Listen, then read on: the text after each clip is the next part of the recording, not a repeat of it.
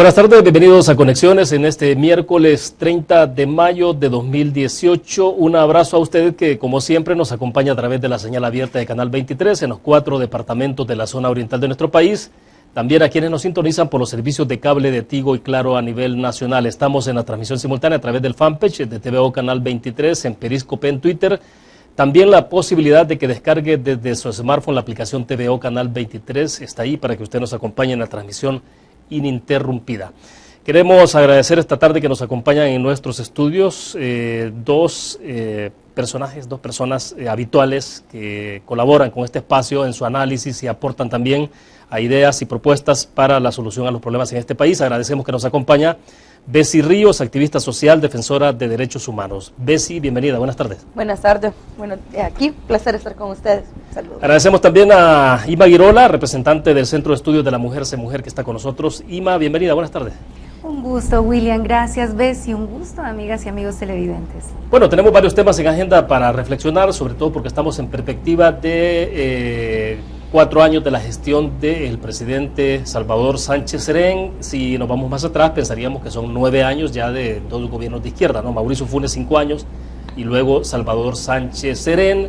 El otro tema que tiene que ver de cómo se preparan los partidos políticos frente a la elección de 2019. Ya el FMLN, a propósito del partido en el gobierno, tiene candidato. Ya hay candidato consumado. Hugo Martínez es el candidato electo el pasado domingo por la base de ese partido político. Y bueno, antes de pasar a la evaluación de los 4 años de gestión, o 9 años en total, me interesaría, Bessie, comenzar contigo conociendo un poco la perspectiva de este proceso de elección interna en el FMLN el pasado domingo. Hugo Martínez es el candidato. En general, una apreciación, ¿cómo se observa? Mira, interesante, ¿verdad? Porque después de aquellas primarias entre Shafik y Óscar Ortiz, pues el FMLN ya no había, tomó la decisión de erradicar esta muy buena práctica, ¿no? de primaria por aquel tema de las incisiones internas. Me parece un proceso ordenado, nadie gritó fraude al final del día, ¿verdad? Como sí más medianamente pasó con el tema de Arena. Pocas personas afiliadas, 40,000, poco más de 40,000 personas, una participación del 70%, digamos saludable, pero está claro que el FMLN ha pasado durante mucho tiempo depurando su padrón, depurándolo hasta tener este grupo de 40,000 personas. Y interesante los resultados, pues porque inicialmente el respaldo a Gerson era claro, se medía de que era Gerson la persona a la que iba. Son los resultados del 4 de marzo los que cambian la configuración en ese tema, ¿no? Ahora tampoco es que Hugo Martínez sea una persona que se tiró porque hay que tirarse a unas primarias y por democracia. O sea, vos te metes a unas primarias porque tenés apoyo. A nadie se tira así diafanamente, vea, a lo loco. Interesante, no. Bueno, 2 palabras, interesante, más no sorpresivo el resultado. ¿O sí? No, porque en alguna medida tenía, vos haces tus números cuando te vas a meter a un volado de estos. O sea, y el resultado del 4 de marzo, si previo al 4 de marzo nadie estaba hablando, más que Óscar Ortiz, así un poco suavecito, ¿vea? Yo también quiero. Algunas chinitas. Yo también quiero, pero después del 4 de marzo te queda claro de que esas decisiones que tomó la dirección del partido no fueron las mejores, no fueron las felices. Entonces se abrió la oportunidad de poder entrar a una candidatura que, apoyada con otro sector dentro siempre de la comisión política, pudiera tener este resultado, porque para mí me parece bien claro que Óscar Ortiz, por más que Hugo diga que no, pero para mí él es de las figuras principales que lo respaldaron en su candidatura, ¿verdad? Y entre corridos se habla Óscar Ortiz, Lorenzana, Sigfrido, Ramiro, como el sector que estaba apoyando a Hugo. Y en el caso de Gerson, pues Lorena Peña, que fue muy categórica en decir, en fomentar su apoyo, Medardo y otros personajes dentro de la comisión política. De acuerdo. Ima, a ver, tu consideración, ¿marca un punto de inflexión entonces el resultado del 4 de marzo para el caso de lo que ocurrió en el FMLN o no? En cierta medida sí, pero también hay que tomar en consideración que hay un contexto previo, y ese contexto previo tiene que ver con las iniciativas ciudadanas para demandar democratización y transparencia dentro de los partidos políticos y sentencias constitucionales en ese sentido. Eso es una cancha que ya está demarcada y que no es entonces tanto una decisión de cúpula de los partidos políticos, Arena, FMLN, Gana, para realizar primarias, sino que es parte del mandato constitucional que está establecido dentro de estas sentencias y en la ley de partidos políticos, por supuesto, todas demandas ciudadanas para que se movilice la transparencia, para que se movilice la democratización dentro de los partidos y para que se movilice también una participación más equitativa y que pueda encontrarse también diferentes corrientes de pensamiento dentro de los mismos partidos políticos que puedan tener representatividad y participación dentro de ello. Partiendo de esa cancha demarcada, es importante entonces identificar cómo se va desarrollando la correlación de fuerzas dentro de cada uno de los partidos. Y en este caso, sin lugar a dudas también, el 4 de marzo marca, no por sorpresivo, porque para muchas y para muchos estaba muy claro que venía un comportamiento de los partidos políticos que realmente dejaba mucho que desear en sus participaciones y en el caso del FMLN, además de su participación dentro de la Asamblea Legislativa, de su participación en los consejos municipales y por supuesto en el Ejecutivo como tal. Pero más no una caída tan estrepitosa en el caso del FMLN, es decir, que perdiera 8 diputados, o sea, tampoco se esperaba que fuera un resultado como ese. No se esperaba, claro. Es decir, lo que se esperaba es que, mira, eso va cuesta abajo. Ahora, ¿qué tanto se vaya a quedar sin freno este asunto y vaya bajando por su propio peso? Pues eso habrá que identificar hasta qué punto pueda haber cálculos sobre esto, ¿no? Y eso explicaba previamente entonces los apoyos de ciertos dirigentes del Frente a Gerson Martínez. Claro, ahí entonces es que las cúpulas son las cúpulas y las cúpulas partidarias siempre han visto como un atentado a su control y a su poderío dentro de los partidos políticos, las decisiones que van a tomar, y en la medida en que tienen que abrir y se ven forzados a abrir, no solamente tienen que hacerlo, sino que además deben de demostrar que hay una decisión política de hacerlo. Y lo que estaba dándose por sentado es que nuevamente había una decisión cupular y los resultados de esta elección interna, también hay que revisarlo con mucho cuidado y el propio candidato que ha quedado electo tendrá que revisarlo con mucho cuidado. Evidentemente eso es algo que ellos lo sabrán, pero no necesariamente cuando gana uno es porque en realidad están votando por ti. Eso es una cosa que hay que tenerlo muy claro. Lo mismo es Arena, que porque gana más diputados no necesariamente significa que está votando más por ellos, y no estoy hablando en términos numéricos, sino en términos de posicionamiento político. También dentro del FMLN significa un señalamiento a la cúpula partidaria de momento, quizás por aquí no es el mejor camino que nosotros estamos avalando.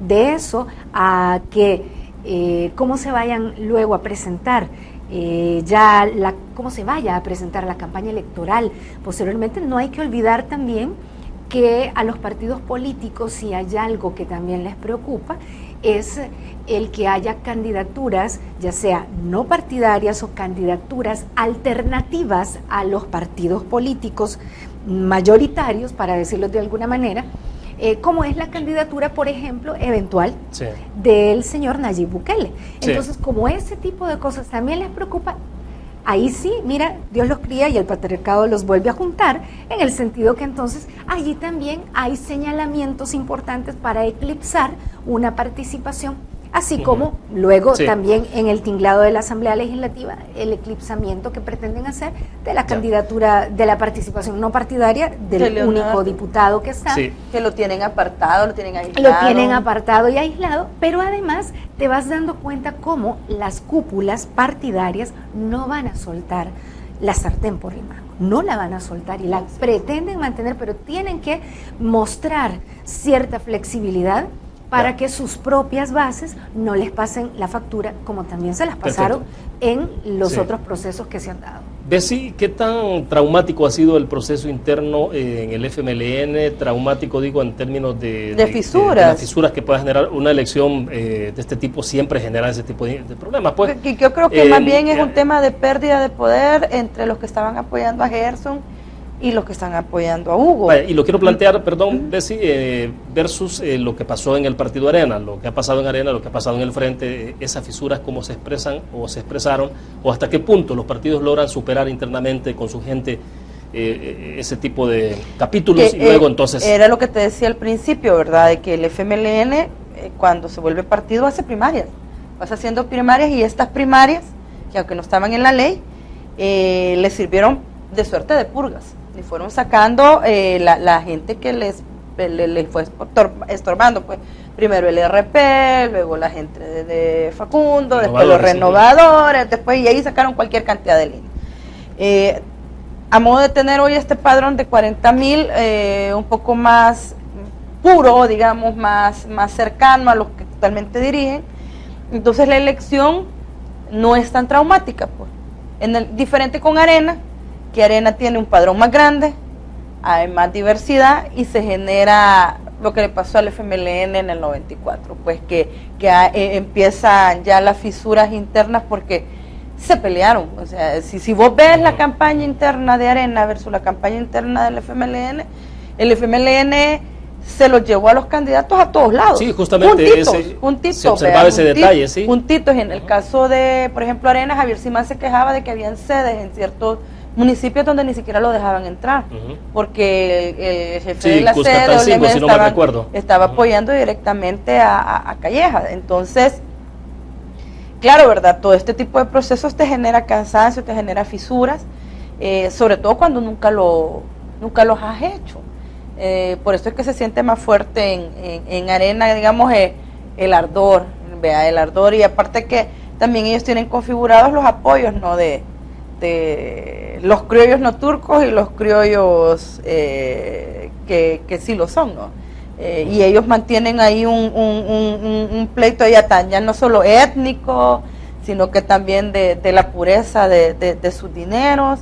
Ya es un pleito de otra índole. Y no hay que olvidar en el tema del FMLN este llamado centralismo democrático, sí. ¿verdad? Eso no hay que perderlo de vista también, como decían ahí en Nicaragua, Dirección Nacional ordene, ¿verdad?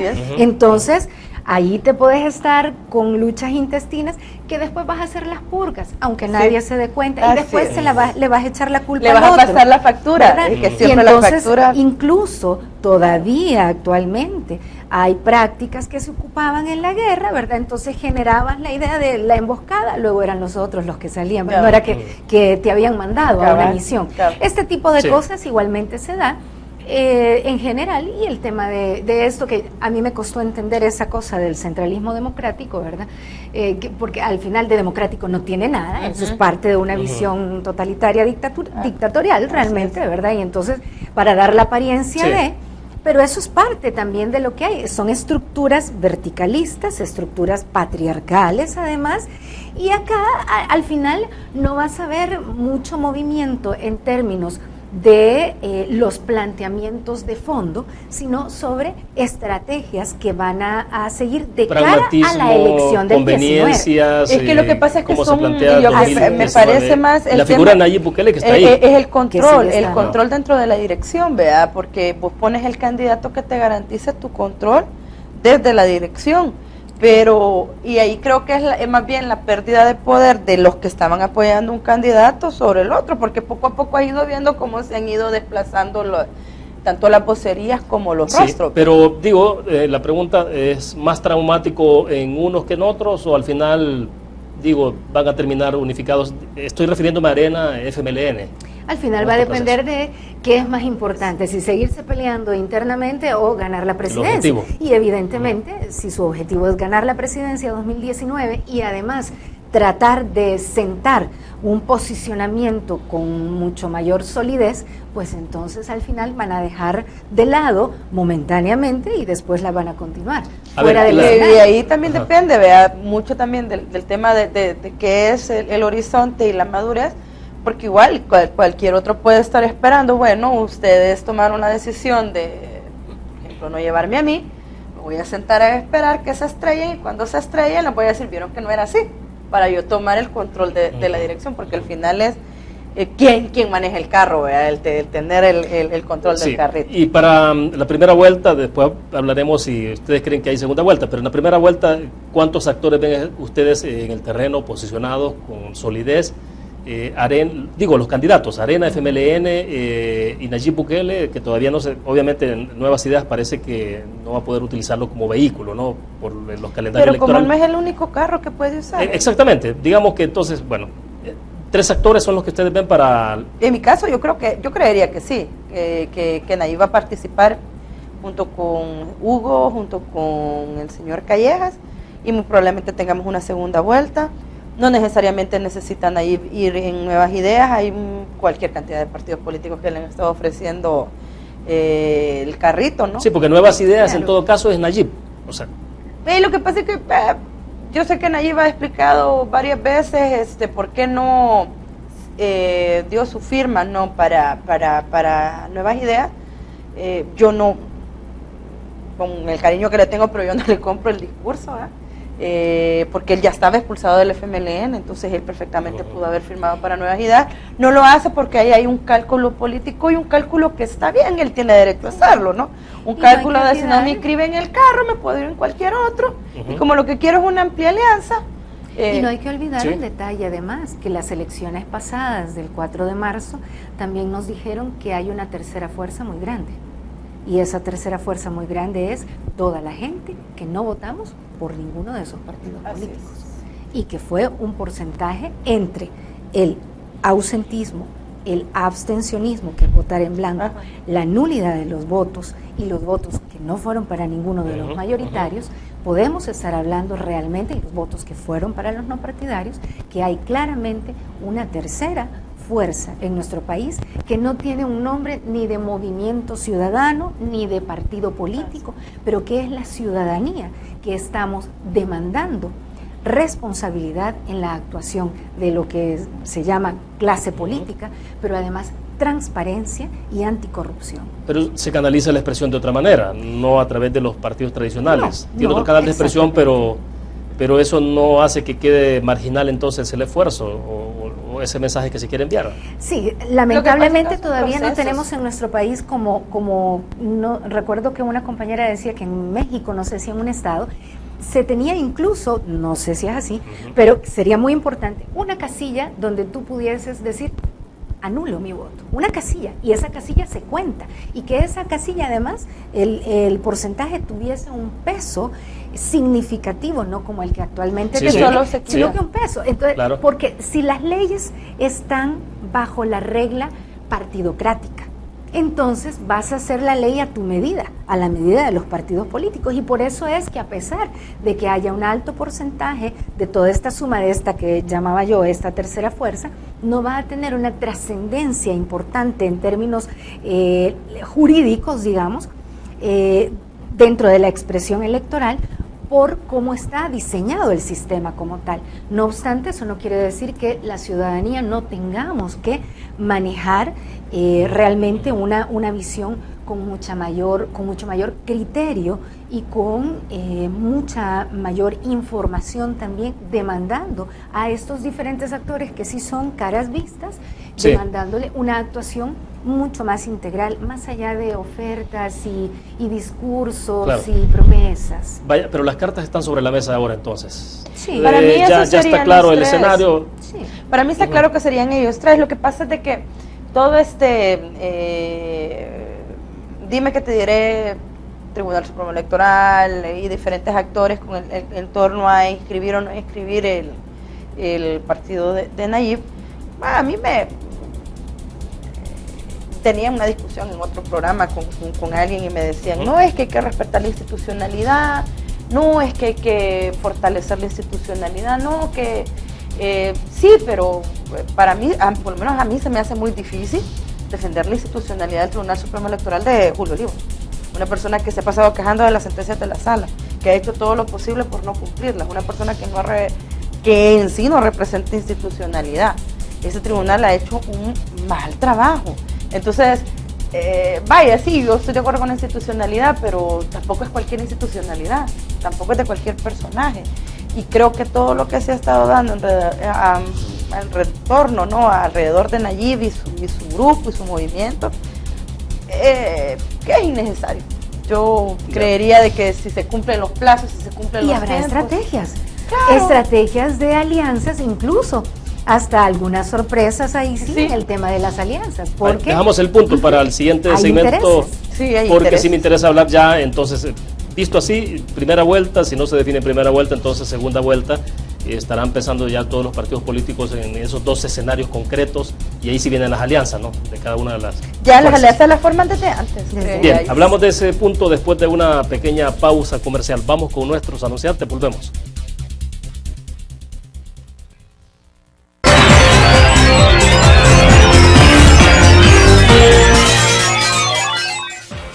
Es un gusto que siga con nosotros. Transmitimos en vivo desde la ciudad capital, San Salvador. Bessie Ríos, activista social y defensora de derechos humanos, está con nosotros. Y Maguirona, también representante del Centro de Estudios de la Mujer, CEMujer.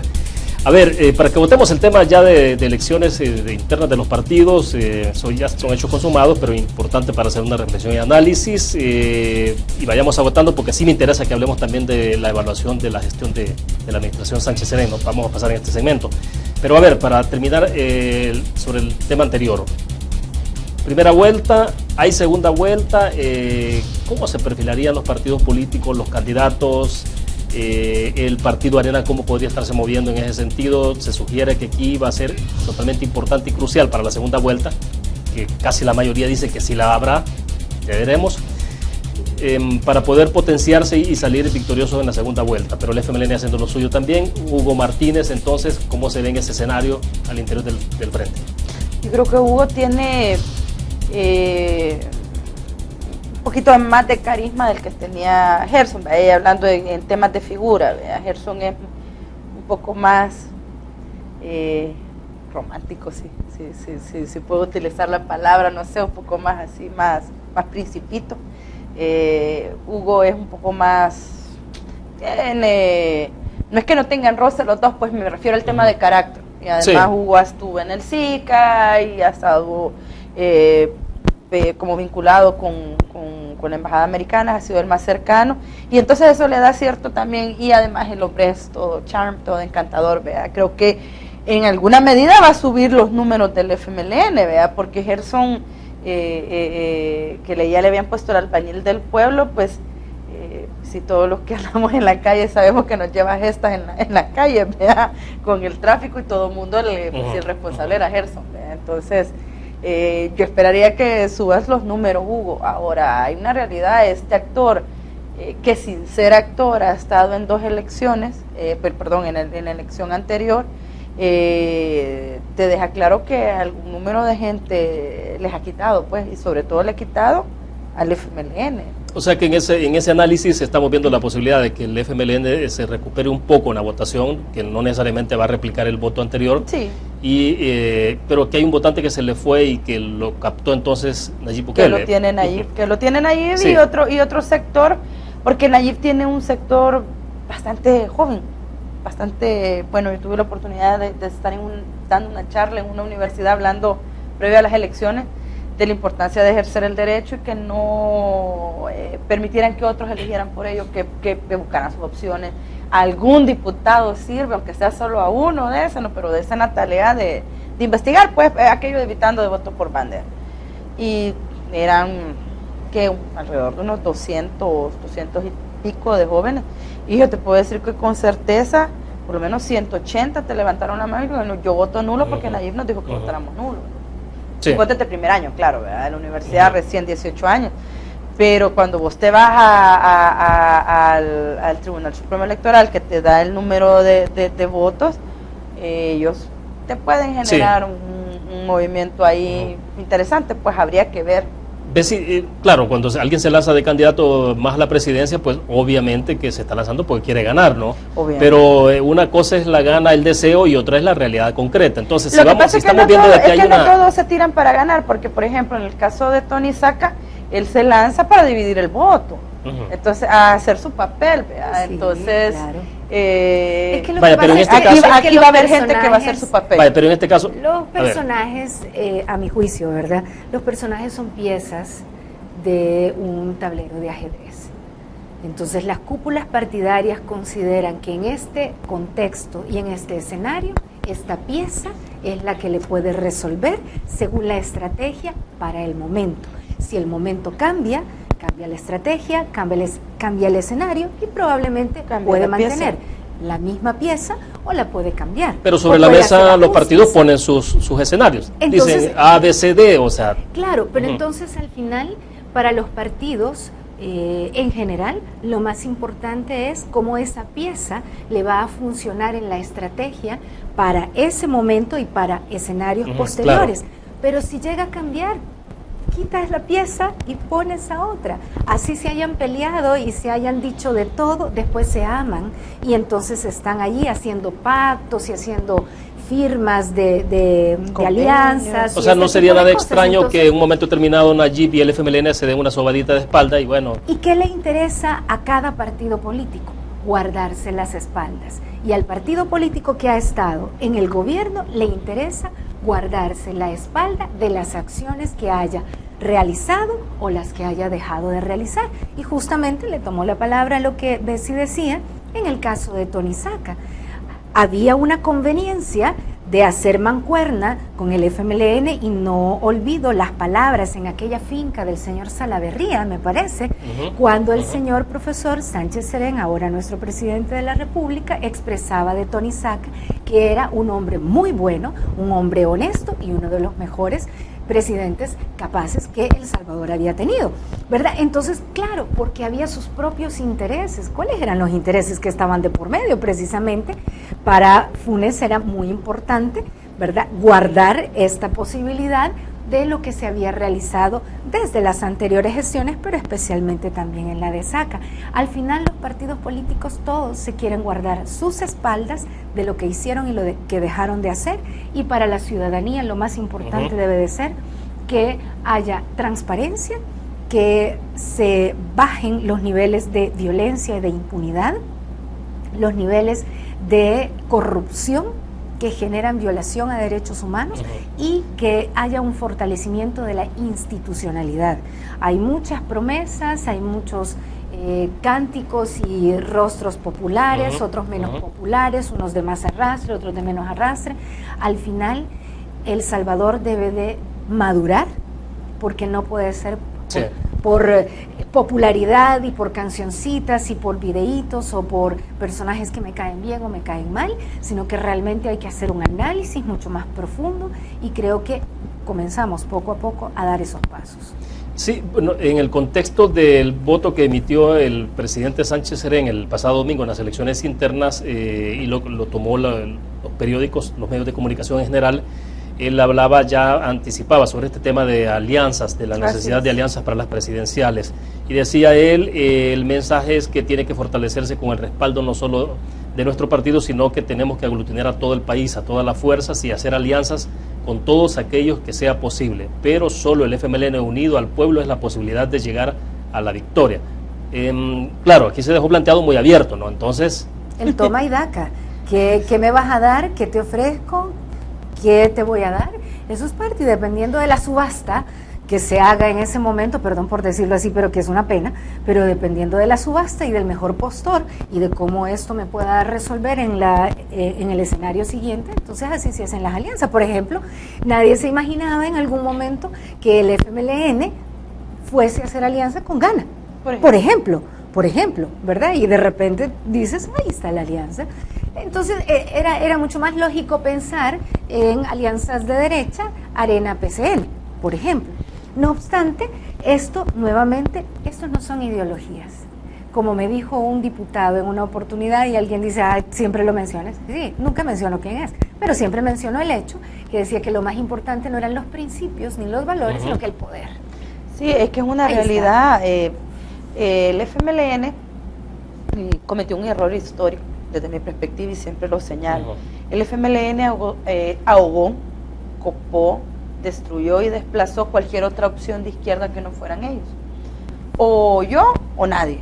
Y de verdad son de izquierda. Yo no sé este paradigma de la izquierda y de la derecha. Me refiero a la de marca. Verdad que me refiero a la marca, sí. O sea, a la marca de decir, o sea, aquí estereotipos, porque el rojo solo yo lo uso. El rojo solo yo lo uso y nadie más lo va a usar. Sí. Entonces, y se fueron desplazando otras opciones, incluso centro, socialdemócratas y otro tipo de opciones, ¿no? Y se quedaron solo ellos. Al quedarse solo ellos, por ejemplo, hoy en la Asamblea Legislativa están sus 23 diputados, uno que logró rascar Cambio Democrático, que era de los partidos que estaban ahí más o menos, y se acabó. Pero porque no se le permitió, por ejemplo, a otros partidos crecer. Entonces ahora es tan importante generar alianzas, pero generar alianzas ¿con quién? Con quien me dé votos, como bien dice Ima.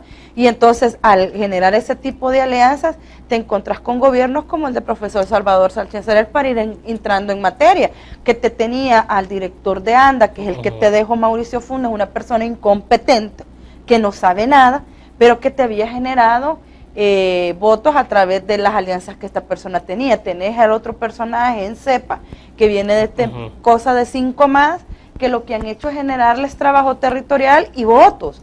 Tenés al otro personaje en el CNR, que ahí anda queriendo ser magistrado de la Corte Suprema de Justicia, que también es de 5 más,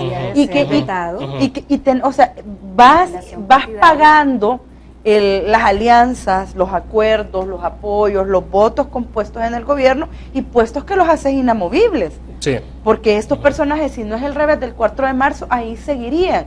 Llámese también ministro de Economía, otra de las alianzas. Y tan fuerte es la alianza, el cariño y el amor, que tanto el de ANDA como Economía, ahí están en plazas inventadas en Capres. Y yo hasta el momento no veo que nadie pregunte de dónde les están sacando el salario a esos dos personajes que francamente no hacen nada. Ya fueron un fracaso en sus gestiones y el presidente decide tenerlos ahí. Entonces, a esas alianzas nos estamos refiriendo, pues, o sea que con tal de ganar, porque lo importante es el poder, te vas a aliar con quien sea. Vale, y para cerrar entonces el análisis, ¿cómo se ve el Partido Arena? Siempre en esta configuración de posibles alianzas en perspectivas puestas para 2019. ¿Tiene más margen en este caso Arena, o tiene más margen el FMLN? A pesar de que, bueno, Bessi decía, el FMLN en el tiempo fue prácticamente eliminando o apartando cualquier posibilidad de otro tipo de izquierda que surgiera en el camino, y bueno, izquierda entonces solo el FMLN como el referente, ¿no? Arena tiene una ventaja ahorita, y la ventaja es que el ejemplo palpable de deficiencias dentro de un gobierno está como muy cerquita, porque este tema de la memoria histórica nos falla, pero terriblemente, ¿verdad? Se les olvida rapidito, pero como está fresquito todavía, entonces lo explota eso, pero eso no, en realidad eso no puede ser una ventaja políticamente hablando, éticamente hablando, ¿verdad? Porque entonces, bueno, al final, ¿dónde está tu ventaja y tu fuerza desde adentro? Cuando, por ejemplo, has tenido una oposición, y para quienes hemos sido muy críticas y además no partidarias, nos hemos dado cuenta que al final también Arena, cuando ha hecho oposición en la Asamblea Legislativa, ha dejado mucho que desear. Levanta banderitas en algún momento porque es algo que le puede favorecer en un momento dado, pero después no sabe mantenerlas, no sabe sostenerlas. Entonces, claro, ciertamente al final siempre vas a encontrar alianzas y vas a encontrar posibilidades de alianzas, especialmente cuando te enfrentas a la idea del bloque y del paradigma de la izquierda y de la derecha, y de los ejemplos en Venezuela y de los ejemplos en Nicaragua, y etcétera. Entonces, sacás partido de eso y podés entonces utilizar alianzas desde esa derecha, conste que yo no rubrico esos conceptos al final de cuentas, pero desde esa derecha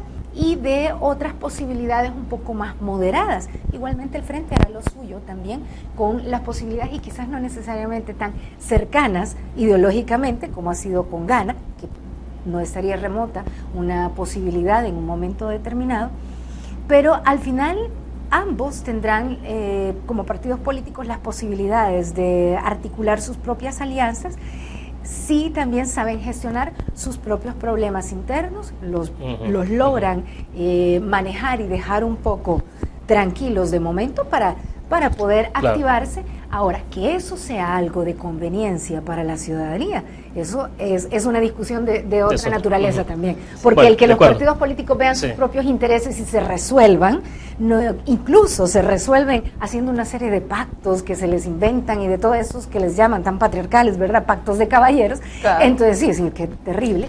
Entonces, al final, no necesariamente esto va a conveniencia del propio país y de la propia ciudad. Bueno, sí, pues imagínate que hace un par de días la sala declaró inconstitucional las reformas de la ley de extinción de dominio, de la cual todos los partidos políticos firmaron y participaron, estuvieron de acuerdo, y ahora todos están felicitando a la sala, así que son cosas como cambiar de un día para otro.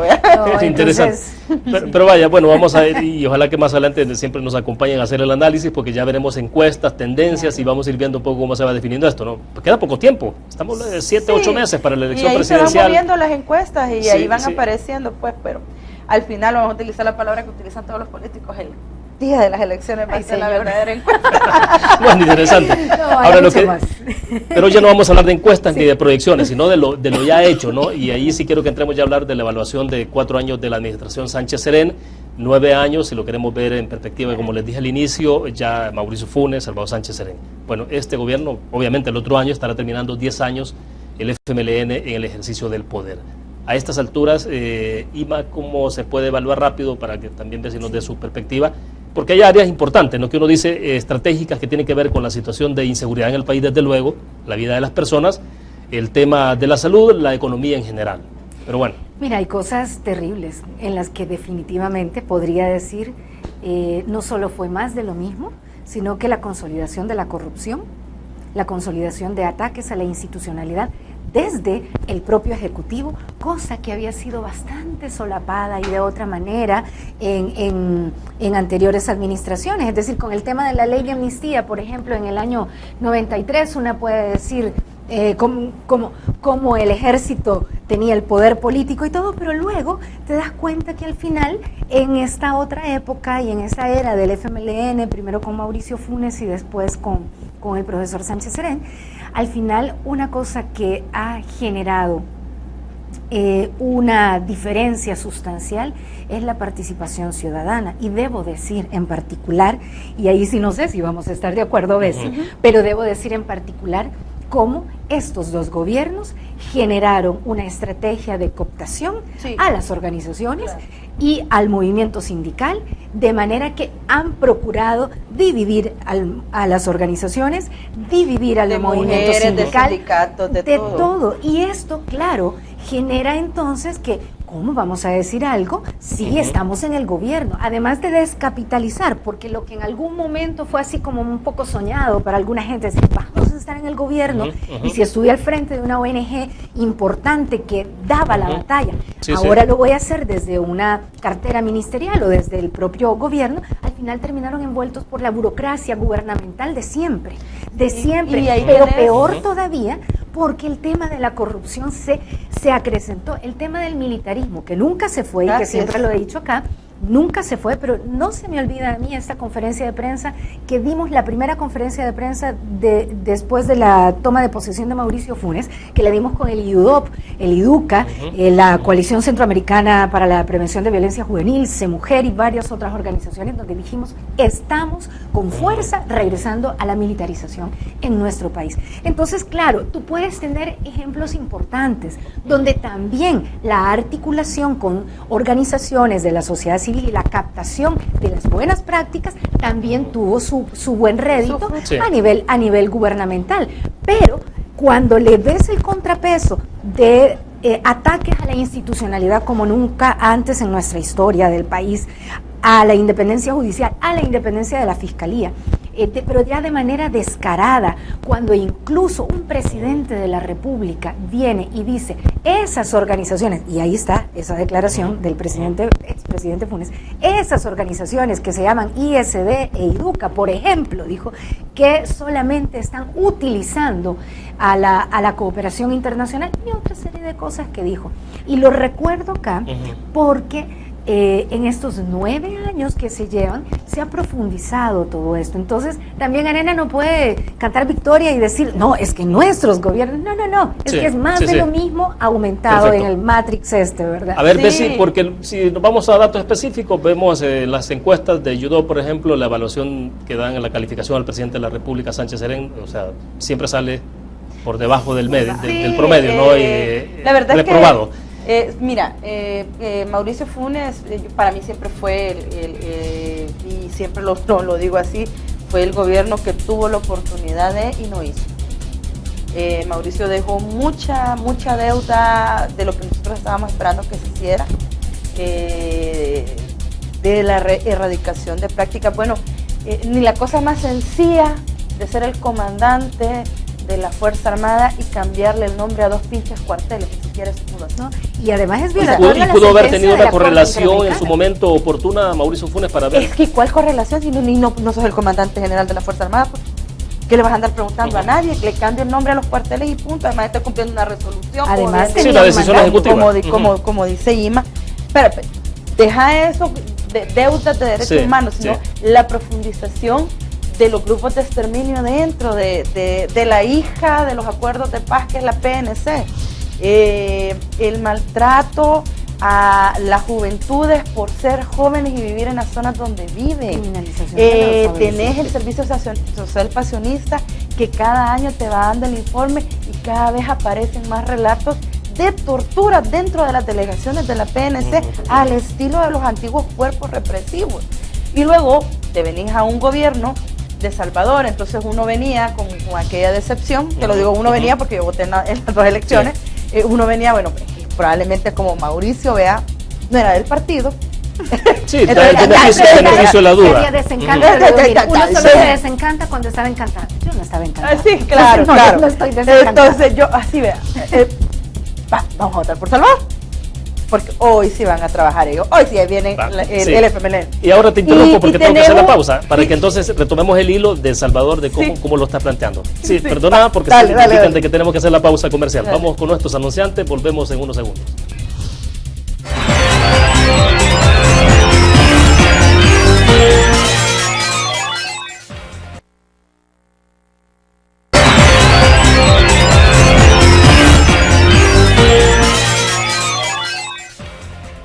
Es un gusto que siga con nosotros, estamos al cierre de conexiones, nos quedan unos 13 minutos para avanzar. Bessie, perdón, y te interrumpí en el segmento pasado entonces. Sí, entonces vos tenés un país que es presidencialista, que a usted gusta ver aquí a la ciudadanía le gusta ver a su presidente adelante, enfrente, ¿verdad?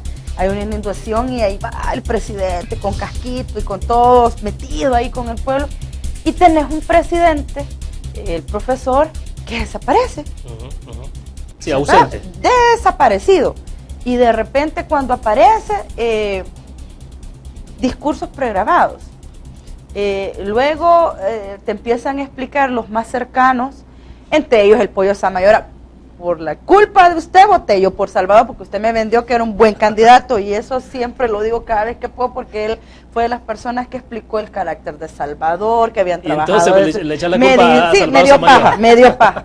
Entonces dice, no, es que Salvador toma decisiones colegiadas, es que aquí ¿cómo que colegiadas? Si yo aquí no voté por un politburó, yo voté por un presidente.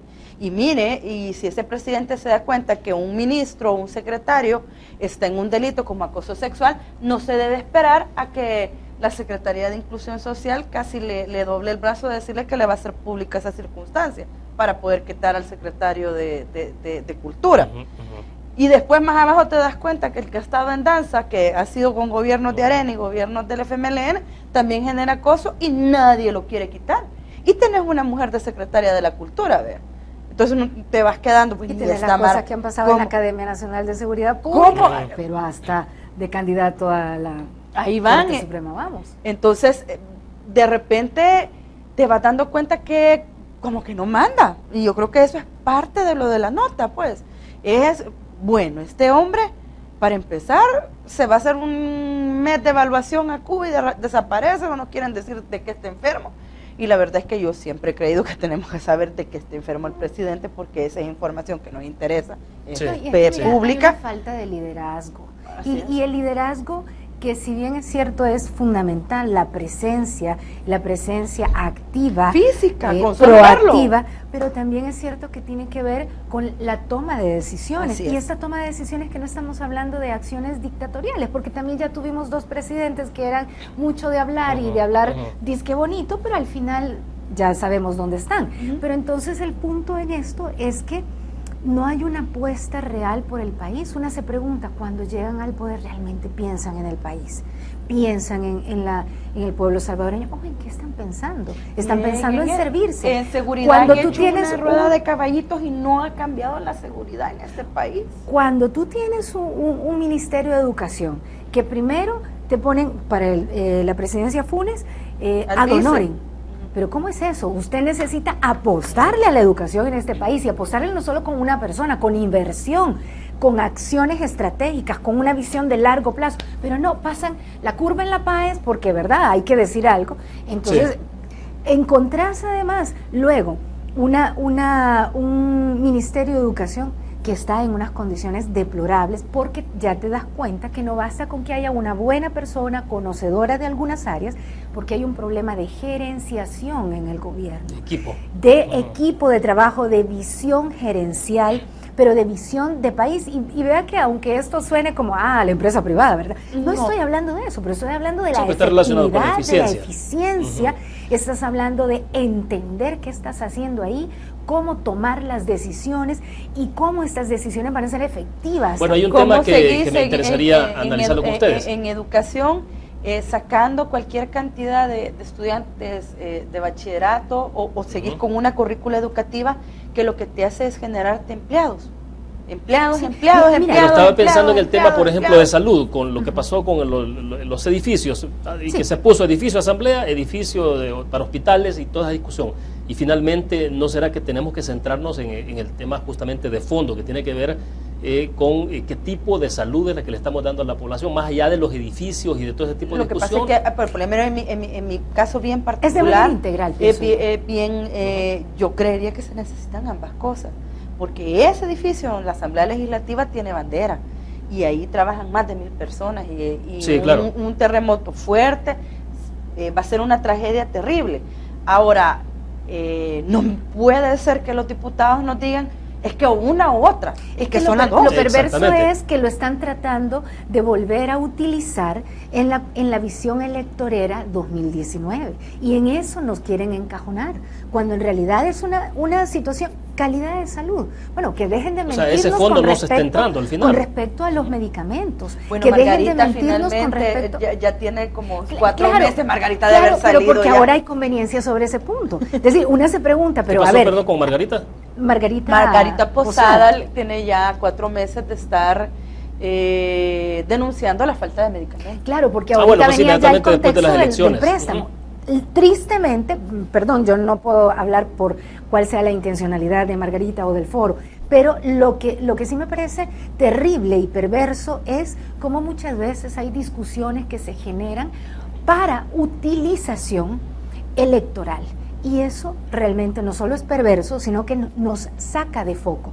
Ciertamente tenemos un problema de raíz que no solamente tiene que ver con una infraestructura, pero que también la incluye, pero que tiene que ver con la calidad de atención. Entonces yo me pregunto, ¿por qué es que tenemos una cantidad increíble de médicas y médicos graduados que están desempleados, pero tenés una cantidad pequeña de médicas y médicos que les están ahí poquiteando las horas, o que pasan horas terribles de 12, 24, 48 horas de turno, e igual también enfermería, e igual también paramédicos? Mira, lo comparas con los ¿cuál es la calidad? Las 150 plazas de la Asamblea que se contrataron previa a las elecciones. ¿Cuál es la calidad de la atención? Para el Blum. Entonces, y dices tú, y después privilegias, porque ha habido un acuerdo con Cuba, cuando ellos atienden otro tipo de área, están en la promoción de la educación para la salud, y eso es muy importante, pero no es la clínica, no es el área clínica. Entonces empiezas a ver que son decisiones políticas partidarias las que están primando por encima de las decisiones técnicas sociales que deberían de ser las prioritarias. ¿Cuándo llegará el momento en este país de decir vamos a colocar, yo siempre he insistido en eso porque me parece relevante, y es decir, bueno, estos temas estratégicos de nación los como acuerdos de Monclova. Sí, exactamente. En la medida en que como sociedad, medios de comunicación también vayamos dando la pauta. Y no nos metamos entonces, bueno, no lo vamos a hacer, no lo vamos a convertir en temas de agenda electoral. Una apuesta estratégica de decir, vaya, los niños que están entrando ahorita a Kinder 5, dentro de 20 años, cuando tengan 25, tienen que estar en estas condiciones, y esto pasa por la reforma en educación, pasa por una reforma en salud, pasa por una reforma de empleo. El compromiso de cuánto se asigna en el PIB a salud, por ejemplo, si lo hacemos que son de las cosas que debió. Entonces, deja de tener planes programáticos a 3 años, porque al final los de 5 años es mentira, no hacen 5 años, hacen 3 años y medio, porque se la pasan todo el primer año entre que cambian y no cambian, y quitan y no quitan, y pasan el último año en puras campañas. Y aunque siga el mismo partido, entonces, ¿no? Pero es otro presidente, entonces se cambia. Así es, entonces, pero si tú haces con una visión de planificación estratégica a largo plazo y te planteas, bueno, en los próximos 20 años, ¿dónde nos queremos ver como país? Pero ¿qué es lo que tenemos actualmente? Entonces vamos a dejar de estar aplaudiendo programas que tristemente, porque a nivel pedagógico realmente no funcionan, como esto de tener un aula integrada, y seguro que aquí me caen a palos muchísima gente. Aula integrada, ¿usted sabe qué es eso? Que entonces ponen a los de primero, segundo y tercero, o cuarto, quinto y sexto, entonces le parten la pizarra, si es que hay, y entonces vaya, le voy a dar una tarea a o la otra que es el aula acelerada, que es sacar 3 años de bachillerato en 9 meses. Entonces, perdóneme, eso es mentirle pedagógicamente a la gente, porque usted puede tener ese título, pero ese título no dice nada. Entonces tenemos profesionales que no saben menos que los de bachillerato de otras épocas, ¿verdad? Y entonces encontrás un nivel pero tan básico, cuando llegas, quienes al final, yo sé que es una élite, es cierto, y alguien puede decir, pero es que mire, también se necesita mano de obra y que se necesita empleo, pero otra vez viene la lógica perversa neoliberal. Entonces, discúlpeme, para lo que usted sabe, sea motorista, para lo que usted sabe, entonces va a estar en una máquina rana, y usted sabe cuál es el horario que tiene, y sabe si de allí va a poder llegar con ánimos, con energía y con salud para llegar a prepararse en una nocturna, que además ya casi ni existe por toda esta control territorial de esas estructuras delincuenciales.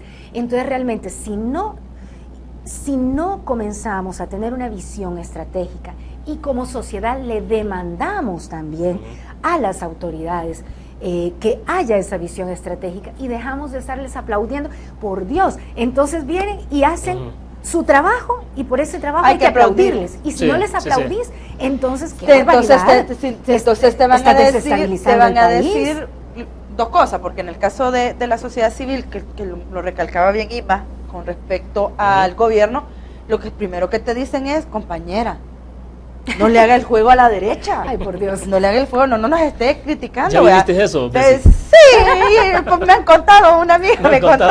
Y luego te das cuenta de que al final te encontrás también funcionarios que te dicen, hombre, para lo que pagan en este país, vea como el diputado recién electo de Arena, para lo que pagan en este país, somos los diputados peor pagados, y cómo nos exigen. Entonces, un favor les estamos haciendo. O sea, en realidad tenés aquí funcionarios, tanto de elecciones de segundo grado como los que designa presidencia, que se consideran, primero, que nos están haciendo un favor, segundo, de que ellos tienen la razón, tercero, que desde sociedad civil no podemos criticar porque ellos son los que están ahí en el cargo, pero la realidad les sobrepasa.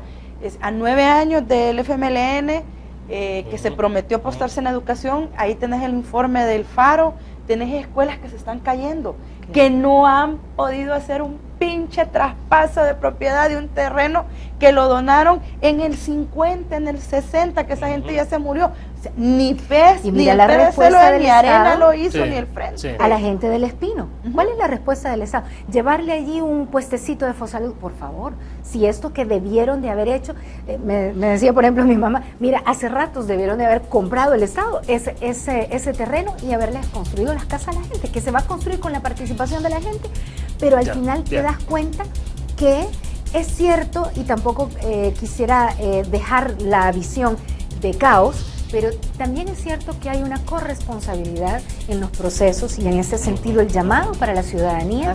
Y qué bien que hay esfuerzos que se siguen haciendo desde ciudadanía, desde medios, desde diferentes espacios, pero si nos dormimos en nuestros laureles, seguimos retrocediendo. Claro. Gracias. Se nos acabó el tiempo. Sí, gracias, William. Gracias, y solo recordarle a la gente, estése pendiente de la elección de magistrados de la Corte. Exactamente. Bueno, de hecho, les vamos a invitar cuando corresponda en su momento para que conversemos de ese tema específico. Gracias, Ima, muy amable. Gracias, Ernesto. Bien, terminamos de esta forma Conexiones. Gracias a ustedes que nos acompañaron. Nos vemos mañana 5 de la tarde en punto. Buenas tardes.